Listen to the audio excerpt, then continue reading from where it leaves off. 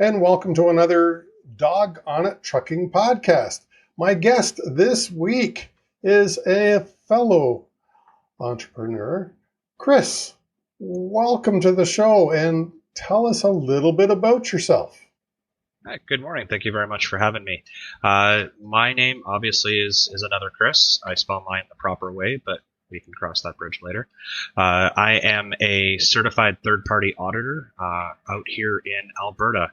So basically, if your carrier profile gets enough points on it, out here in Alberta, you get a letter saying that you need to have an audit done, and it needs to be done by one of these people. My name is on that list.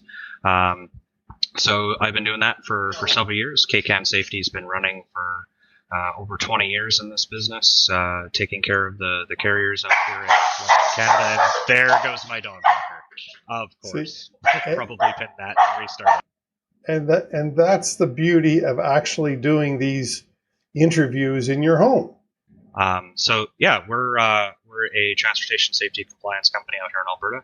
So we do the National Safety Code audits, as well as we try to do all of the consulting services to help a carrier before they get into an audit. So obviously, before COVID, we are doing classroom training. We also offer a huge variety of a course catalog in online. And we also just recently launched a pre-trip inspection app called ComplianceBox, which is intended to take drivers the extra mile of instead of just passing through a scale without a DOT officer taking a closer look, to be able to help the carriers also pass a compliance audit. So we're giving drivers the tools they need to conduct an effective inspection, and then properly completing out the loop so that they can pass an audit later down the line if that happens. And specifically, it is the pre-trip inspection tool that I invited you on the show to talk about today. So that's a good thing I brought it up. Yeah.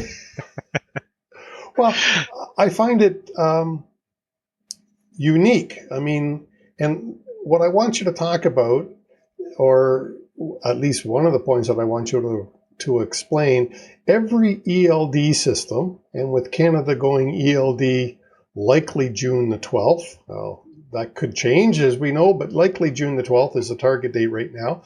And all U.S.-bound trucking companies, or all trucking companies in the U.S., are already using an ELD. And all the ELDs that I've seen have a pre-trip component as part of it. What makes your solution different? Well, I found doing the compliance audits that the majority or almost all of the ELD provided solutions for pre-trips definitely are not audit friendly. And most of them have basically taken the old PDF and turned it into just an electronic, or the old paper form and turned it into an electronic PDF. Our inspection app goes a step further, and we give the drivers a guided inspection. So while they're doing the inspection, we list all of the potential defects in NSC Standard 13 or or the auto service criteria, depending on the type of vehicle they are operating. We provide additional context, like defining what a flat tire is in the app. Most drivers do not know the answer is anything less than 50% of the maximum inflation pressure on the sidewall. So we're giving all that information to the driver to conduct an effective inspection. We also do the risk rating for the driver. So at the end of the day, when they find X defect, the app will automatically cross-reference the appropriate schedule and the out-of-service criteria to give the driver an effective go, no-go that hopefully will help prevent pressuring third party to push the vehicle to be operated with an unsafe condition. And then finally is closing that audit loop.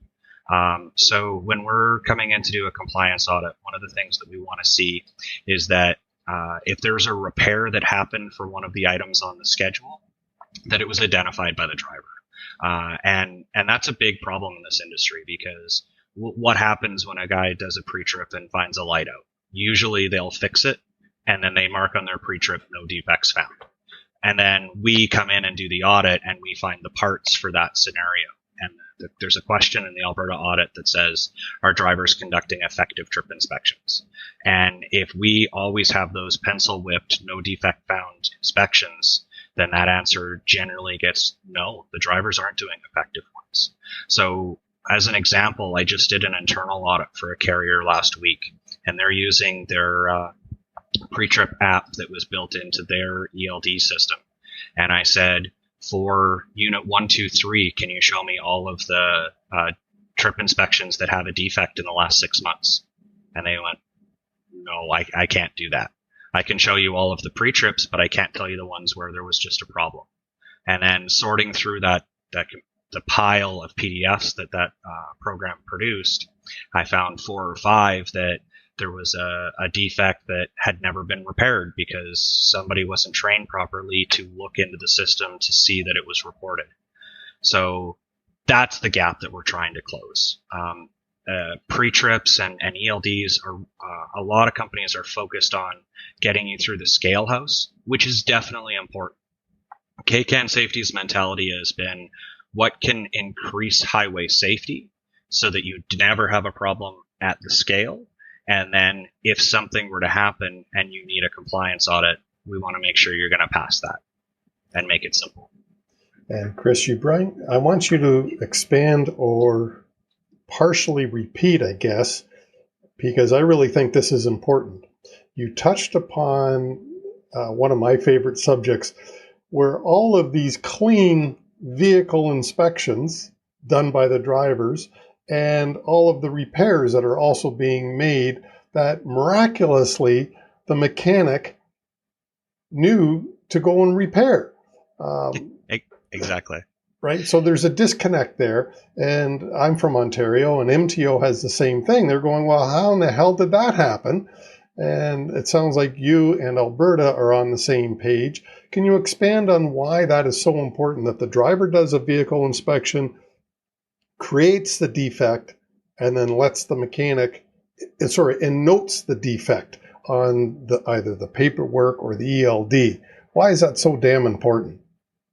Well, first of all, I can tell you on the enforcement side of things, when my time at the scale house, when you would hand me back in the days of the pre-trip book and now with the ELD file, I would flip through the last 30 days or whatever you gave me and be like, oh, you've never found a defect on your vehicle? There's probably been a flat tire or something, so I don't think you're taking a close enough look. That's going to trigger me wanting to do a full level 1 inspection.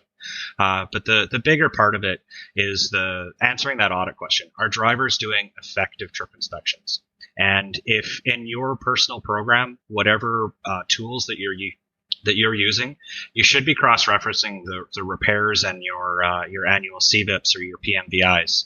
And if there's any items on there that your drivers aren't catching that are on this appropriate schedule, then you should take that as a training opportunity to improve your drivers, because your scheduled maintenance or when you get the vehicle into the shop or your PMVI is not the time of year to be doing those repairs on those crucial items. They need to be inspected and maintained daily. Yeah. I think probably one of the other things that can tell you how crucial that is Ontario back in the 90s was having some problems with some wheels off. I've seen there's some very recent news with a couple more incidents that happened. Here in Alberta, I would put money on average. We have a wheel off every day in Alberta. The problem is, I guess the good thing about it is out here in Alberta, when a wheel comes off, it inconveniences a farmer by going through a fence post. We just don't have the population density that Ontario does, and we've been getting lucky without people getting hurt. That being said, I was driving in Edmonton on the Anthony Henday this summer and came across a set of duals that had come off of a truck going the other way and impacted another commercial vehicle heading the opposite direction down the divided highway. That driver was hospitalized, but seemed to be okay from the last I've heard. So there's a huge ramification to make sure that you guys are ultimately responsible. The drivers are the last line of defense to the vehicle safety and maintenance program, and making sure that they're doing effective inspections that are recorded properly to cover you later. One of the things that I always like to reference is it's not about getting through the scale house. That's the bar that a lot of people have, but you want to make sure that if a impaired driver pulls out in front of one of your trucks and an effective inspection was done, you're all good. If your driver forgot to document something that day, now there's something for the Crown prosecutor to say, okay, that truck had a critical safety defect that the driver should have caught, and it shouldn't have been there to be involved in the collision with that impaired driver. We're seeing some of those cases out of the States right now. Yeah, well, even here in Canada, it is starting to become a big deal. I mean, there's two legal terms that you remind me of: joint and several legal liability and brain fart. Due diligence, vicarious. Vicarious liability and due diligence is the two that I reference a lot. The carrier needs to make sure that they've done everything they can for their due diligence to make sure that those drivers are properly trained, the vehicles are properly maintained, and those two go hand in hand when it comes into a driver doing an effective pre-trip before they put the vehicle into motion at the beginning of the day. I do realize post-trip inspections are really important. Our legislation across Canada doesn't require them, just as long as there's been an inspection in the last 24 hours. So my classroom training is focused on suggesting drivers do really thorough post-trip inspections so that you have time to get something fixed. You don't want to find out that, oh, okay, I have a cracked suspension at the start of the shift when you need the vehicle. You want to have time to be able to have it fixed. But as long as if your carrier's not doing effective post-trips, we really need to double down and make sure that our pre-trip inspections are coming up. One of the things that my soapbox is air brakes. We recently just created a poster for effectively, I keep using that term, but it's very important, inspecting and adjusting air brakes with automatic slack adjusters. And I just said a term that a lot of people will balk at me for: adjusting automatic slack adjusters. In that poster, I do not use a wrench. You go underneath, you do a mark and measure the same way the commercial vehicle enforcement will. If your brakes are out of adjustment, you have to do several hard brake applications to make sure that the automatic slack adjuster is working and it properly adjusted it. If it didn't do an adjustment, you now have two defects: the brakes out of adjustment and the auto slack's not working. Both of them have to be repaired.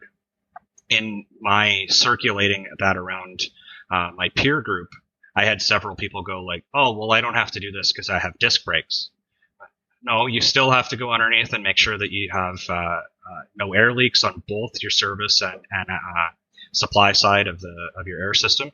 You have to make sure that your brake pots, the discs are not loose. There's still inspection items that are required.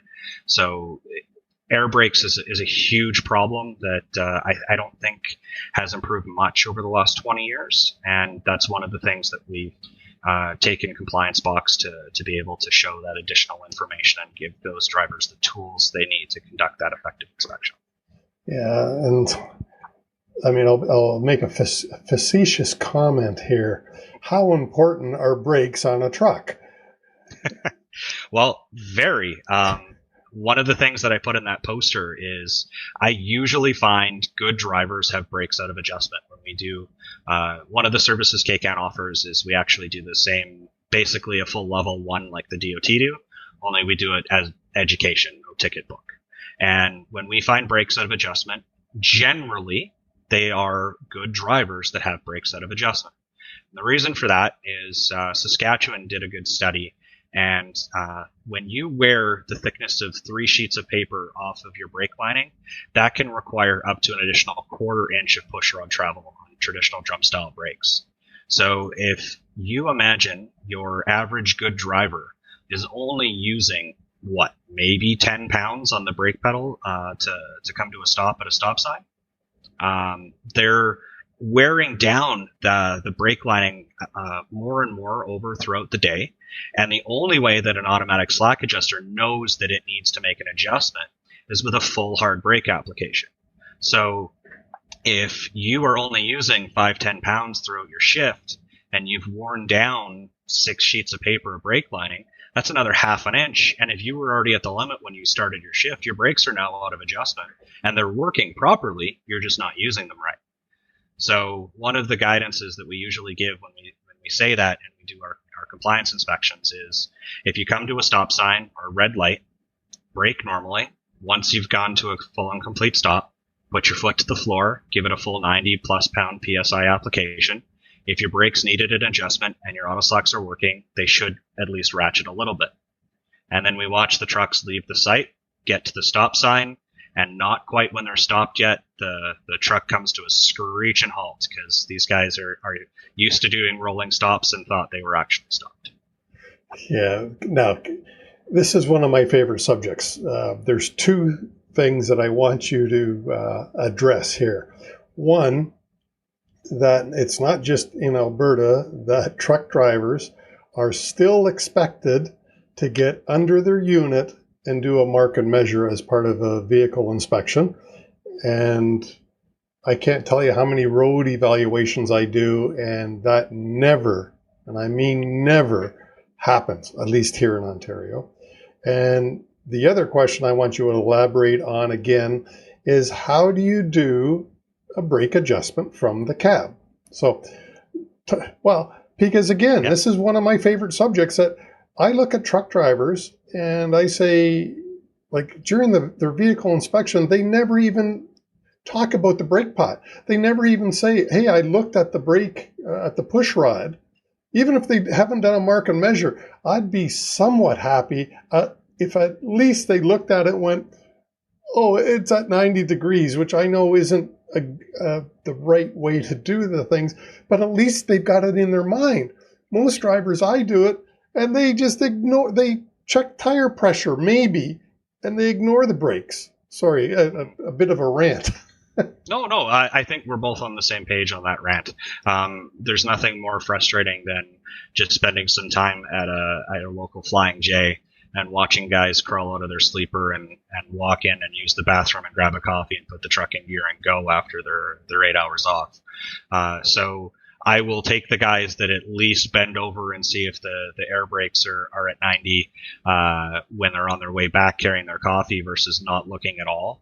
But at the end of the day, you need to make sure that equipment is working in the event that Canada, man, we have to use this example. If a busload of hockey players pulls out in front of you, you want to make sure that all of your equipment's working properly.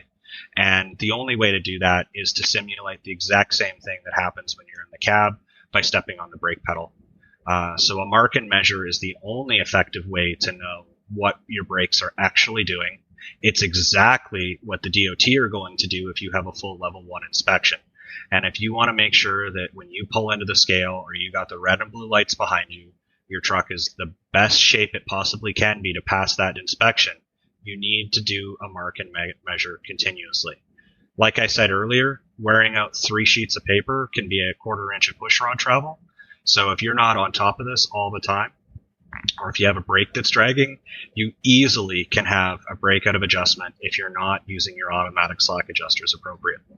And to what you said, the way you can adjust your brakes from in the cab, you should be verifying to make sure this works because, yes, auto slacks do fail. They might break.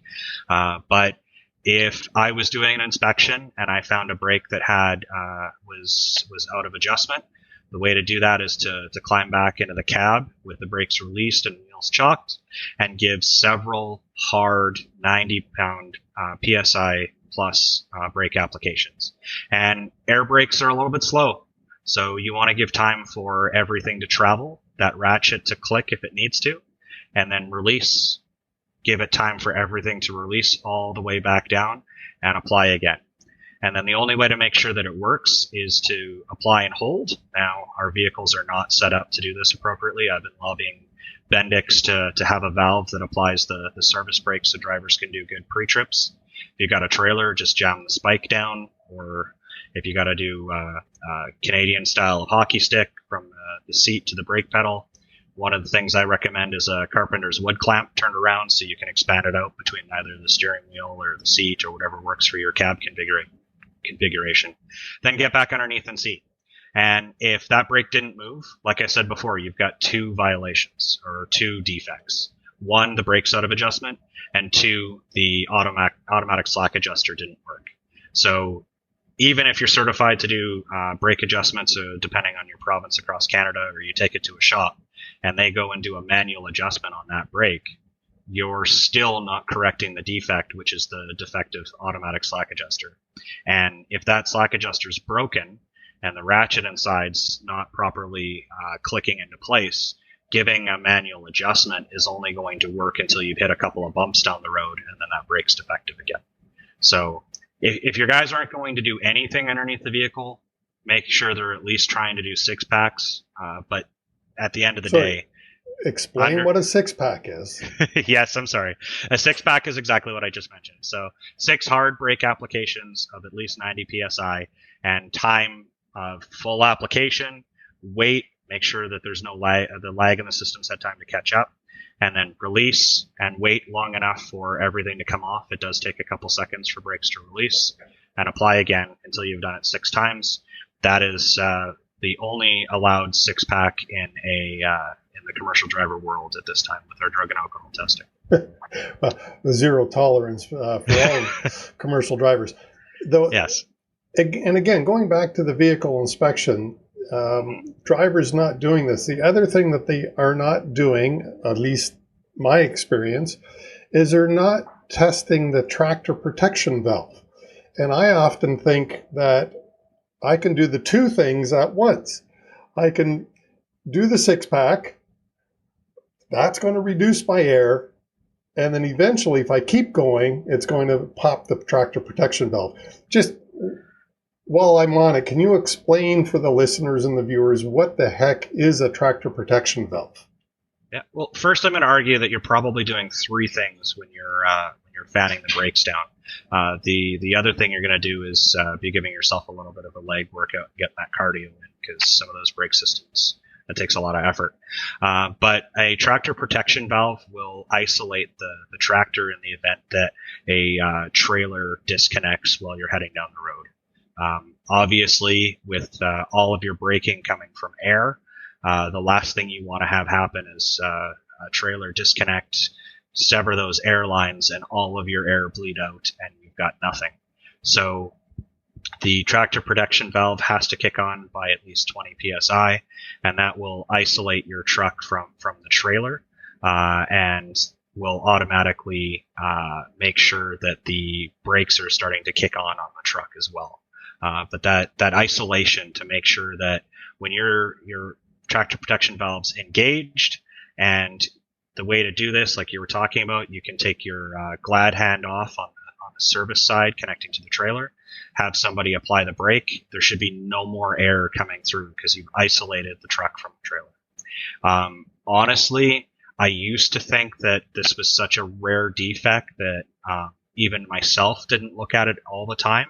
But more and more in our compliance inspections, I think we found 4 or 5 of them in 2020 for one of our clients. So these things do go wrong. And one of them was a brand new vehicle that had less than 7,000 kilometers on it. It was on one of its first runs after getting upfit at the shop, and they missed that they had installed a defective tractor protection valve. Yeah, I mean, these things happen. Hey, for sure. When we, honestly, as soon as something's brand new or just out of a PMVI CVIP, I want to inspect it, because there are lots of things that, I guess that's the comment I made earlier. Drivers are the last line of defense. The scheduled maintenance, the shop is good, but they make mistakes, and it's your driver's responsibility to make sure that anything on the NSC schedule is inspected and is working properly before they put that vehicle into service.